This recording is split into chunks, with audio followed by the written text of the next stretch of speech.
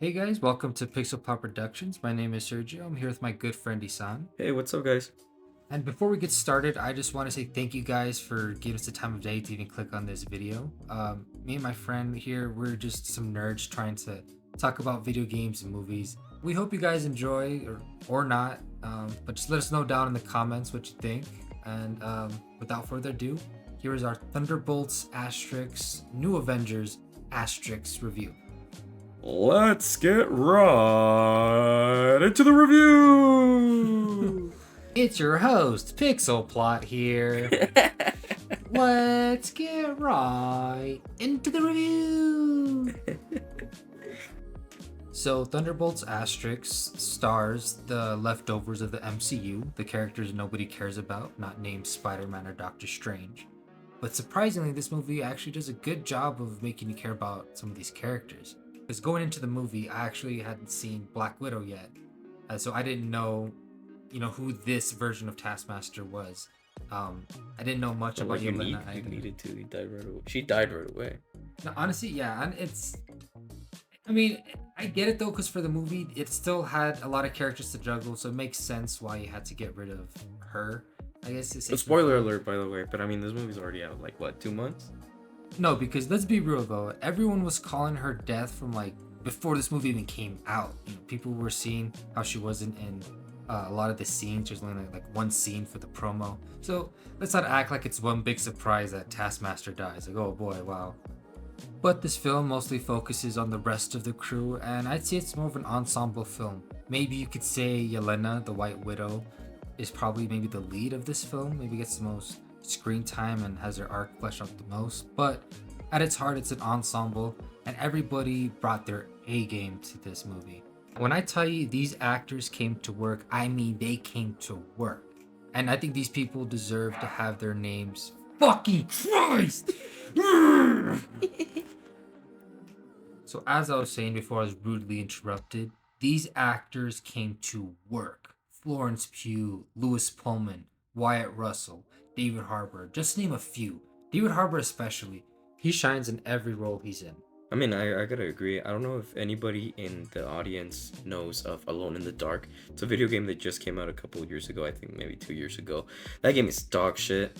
And the best part was David Harbour. Honestly, yeah, that's the thing. David Harbour is always going to be the best part of every project he's a part of. Whether it's good or bad, David Harbour is at least going to be a shining spot. This is no exception. He's great in this movie. Yeah, I heavily agree. I mean, the story is just about mental health and depression and the feeling of self-worth, in my opinion. I thought it was beautifully told. It had a lot of heart, and it's something that a lot of movies have been drifting away from these past years. I don't want to sound like an old head, but I feel like a lot of movies are coming out lately are just very one-dimensional, not very open to to these type of themes. I mean, just I know exactly. look at Minecraft. Worst fucking movie I've ever seen in my life. Yeah. Okay. Which, by the way, all right. Just quick side note. Just quick thing about Minecraft. Absolutely fucking dog shit. You could say at least it's unique, but fuck the monsters were horrendous to look at. So much of that shit was just stupid. That movie was just fucking stupid. This is the first time in a while. I think first time ever I felt like I wanted my money back after seeing the movie. I fell asleep during the movie. I mean, I fell asleep twice towards the end. I was like, what the fuck is happening? No, honestly, yeah, same. I can't even fully critique it because I fell asleep, and I'm not even sure if I want to put myself through watching that again. The best thing about that movie was the memes. I mean, chicken jockey. Everybody going crazy. Yeah, I mean, that's the best part of that movie. No, yeah, like some guy OD'd in my theater when in Chicken Jockey's theater. Yeah, it's crazy. I saw strippers and everything in my theater. No, yeah, honestly, but I mean, like, aside from that terrible movie, but we'll say, love the director, love Napoleon Dynamite. He's a real dog. At least you can say the humor was unique. But anyway, past that, let's go back on to Thunderbolts Asterix. So Thunderbolts is a very emotional movie. A lot of emotion, a lot of heavy themes involved, and the actors portray it beautifully. And I will say this movie is also very funny. I think it's one of the funniest MCU movies in a while. I think that, well, purposely funny MCU movies, not just so bad you're laughing. they used the humor very well. They didn't ruin any of the heartfelt scenes with humor, which MCU is extremely guilty of. They're always MCU has a real big problem with mistimed humor and just very poor humor as well too. Just MCU has a real big cringe problem, for lack of a better term. Some might say this movie is the A24 of Marvel movies. And yes, we were the anonymous critics that said that. All in all, I think it's an incredible movie, definitely worth your time. A lot of heavy themes, although I do wish it went a little deeper in some aspects, and we'll get into that now actually. So in the movie, Sentry has this telepathic ability that makes you relive the most traumatic moments of your life. And these moments are actually some of the highlights of the movie, although I do wish they went a lot harder because they went pretty vanilla on them, let's be honest. Yeah, 100%. I agree. I do think they went pretty vanilla on them. I mean, especially, I mean, for Winter Soldier, right? Just for one example, all that bullshit he had to do before. I mean, prior to the movies, right? Things that we didn't see. They could have used it as an opportunity to show us something that he did that maybe he slightly remembers because of his mind control, or just something interesting like that. Yeah, I agree, but some might say that we've already seen his arc or this arc through other movies, so it's kind of be redundant to just see it again. But it would have been nice to see something. Actually, it would have been nice to see something from the other characters as well. Like Ghost was completely forgotten. We didn't see anything about her. Most we see of Ghost's past is actually just told to us through like clunky exposition. But that's it. That's all we really see of Ghost. Red Guardian 2, he was kind of completely ignored when he got sucked into the void. We didn't see anything about his past either. That would have been cool to see. I don't know. You would think that a super soldier used by Russia would have some like dramatic events, right? I know, right? I know. Like maybe add some like really dark moments to his character. That way, when you contrast his goofiness and stuff, it gives you more like, oh man, yeah, this guy. Sure, yeah, exactly. Something that throughout all his adversity, all the stuff he's been through, he still finds a way to smile bright, be the light in the room type thing. But I don't know. Yeah, it just feels like a lot of missed potential there. There's a lot of missed potential there, and I feel like, I mean, after Deadpool and Wolverine, right, being the first rated R Marvel movie, we could have had this one also be a rated R movie. I mean, I understand it has to be, for everybody, PG, because it is going to be the new Avengers. But, I mean, I really want to talk about the rating a little bit, right? I feel an R rating would really help the movie out a bit more, because I mean, you're talking about the villains of previous villains, even if they're not that big or that bad of people, right? You could emphasize that, oh shit, these people came from being villains, fighting the heroes. People don't really like them. I mean, if you're gonna make the Suicide Squad of the Marvel movie, I feel it could have worked a little bit better.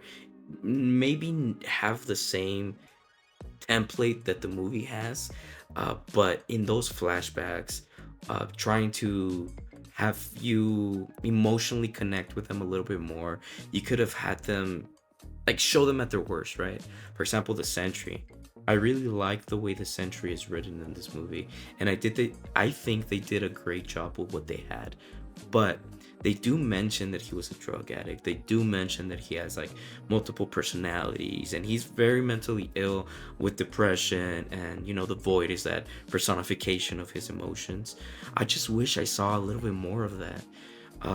I liked the way that he was kind of goofy and kind of like not really there, like he was just going along the motions, because that's how a person with depression, a person that's struggling with addiction normally is.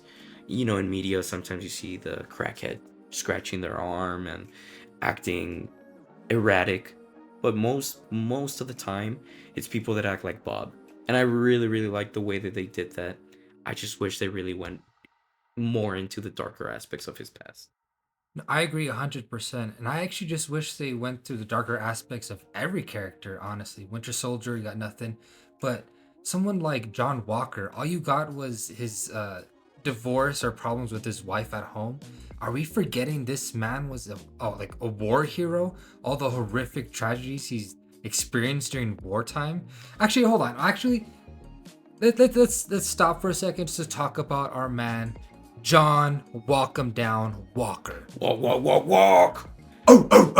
Nah, man, you really have a really good point with this. I've been thinking about this a lot. I think the Marvel universe has done John Walker dirty, and I don't understand the way that they're writing him, right? Because they portray him to be the villain. They are writing him to be the villain, the piece of shit villain that no one is supposed to like, but he is written like how Stan Lee would originally write his characters. I mean, Falcon and the Winter Soldier were the ones being a dick to him in the beginning. He even offered to help. He saw them all tired walking along the street. He stopped by. He's like, "You guys need a ride?" He could have arrested them then, but he didn't. I think that's the issue here. So in Captain America and the Winter Soldier, they write John Walker to be kind of be the bad guy, kind of be the asshole. But I think a lot of that is just the way that people perceive him, because people don't like that he's taking Steve Rogers' place as Captain America. But people forget Sam Wilson gave up the shield to the government. This is nobody's fault but his own. And they're giving John Walker shit for being the right man for the job and stepping up. He says himself, like, listen, I'm just doing what's asked of me. I'm just doing the best I can. Like, and who else would you pick as the next Captain America, right? If the guy that Captain America chose doesn't want to be Captain America, right? What do you expect is going to happen? The government's going to pick who they think is the best qualified to give the super soldier serum to, and clearly it's John Walker. And I think they made an excellent choice about that. Bucky and Sam were just very bitter little bitches, for lack of a better term. They gave me bitter vibes. I mean, I'm sorry to go into this tangent, right? But it's really annoying to me. In this show, they portray the terrorist as the good guys. I mean, even Sam Wilson, Captain America, was like, "We gotta stop calling them terrorists, man." I mean, what the fuck was that? The fucking, mind you, he wasn't just a terrorist. He was a super soldier terrorist. He was a living weapon. Captain America at the time, John Walker, U.S. agent, killed him because they killed his best friend. And just because he did that, he becomes villainized and now he's the villain of the story? Bro.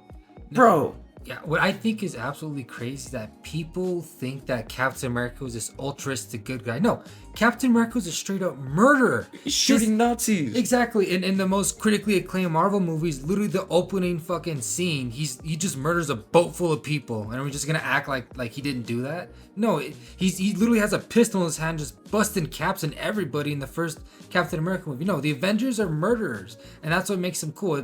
They're not like the Justice League, right, where they're super altruistic, save lives. No, the Avengers. They're called the Avengers for a reason. Yeah, exactly. The Avengers, they'll come to your house. They will shoot you in your fucking face. These guys do not care. You. Yeah, they'll avenge you. Exactly.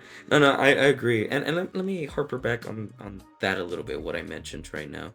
The reason I feel like what I said, right, is that in the story they're making the terrorists, they're making John Walker, which is supposed to represent the United States. I mean, mind you, right? The United States. Think whatever you want about them, polarizing, whatever. But this is the country that allows us to say whatever we want. It's what allows us to talk here on YouTube, to do all of this. And for Marvel to have writers that want to villainize a U.S. veteran. I mean, I don't want to sound like I'm being offended, right? This is just comic books. I don't give a fuck. I just want the audience to know where I'm coming from, right? Like, bro, this is a hero to me. Like, John Walker has been nothing but a badass his entire career. And I love that Thunderbolts showcases that this guy has battle experience. This guy's like, when they're finding their way out of that bunker that they were trapped in, John Walker's out here taking initiative. He risked, although they got mad at him for it, he literally saved everybody and got him up that elevator. And he takes out a whole squadron by himself, like a whole platoon.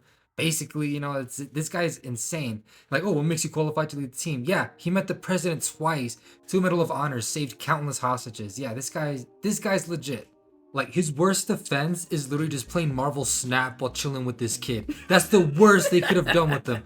It's insane. Like, yeah, don't show like any of his crazy war stories. Nah, bro. Honestly, he should like losing in competitive while watching his kid. Like, whatever. If anything, that's how much of a good guy he is. What kills him is disappointing his family, bro. There you go. Good guy, John Walker. Man. Good guy, John Walker. All right. Enough glazing John Walker. We don't want to make this a 30-minute circle jerk video. All right, we'll just end it right there. But overall, fantastic movie. Definitely worth your time. MCU is back.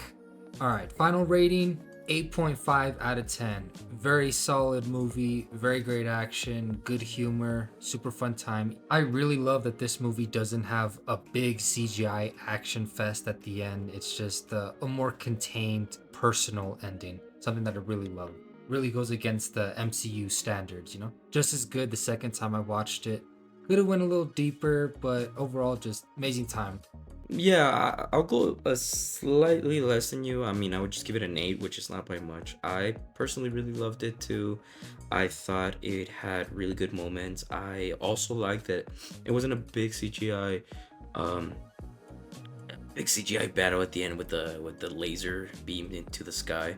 So I appreciate that. I do enjoy that they defeated the void with some talk no jutsu. I know people didn't like that, but I personally really love it because I mean I grew up with Naruto, and I think that sometimes the most efficient way to get through somebody is through, having a conversation and empathizing. And I thought that was beautifully told, beautifully done, and I like when media does that because I mean, just look around you, everywhere it's just violence, and I don't know. I liked it. Thought it was a good message. I give it an 8. All right, so we'll cut it right there. It's long enough as it is. Hopefully, you guys were listening with headphones in.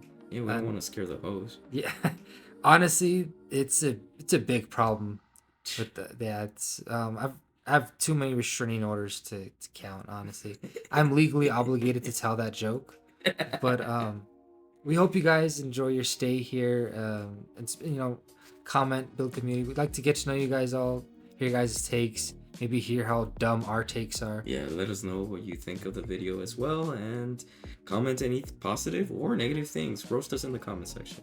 Yeah, and let us know if you want us to review or talk about anything else. We're huge nerds, so please give us a shot. I'm sure something you guys are into, at least one of us is into it.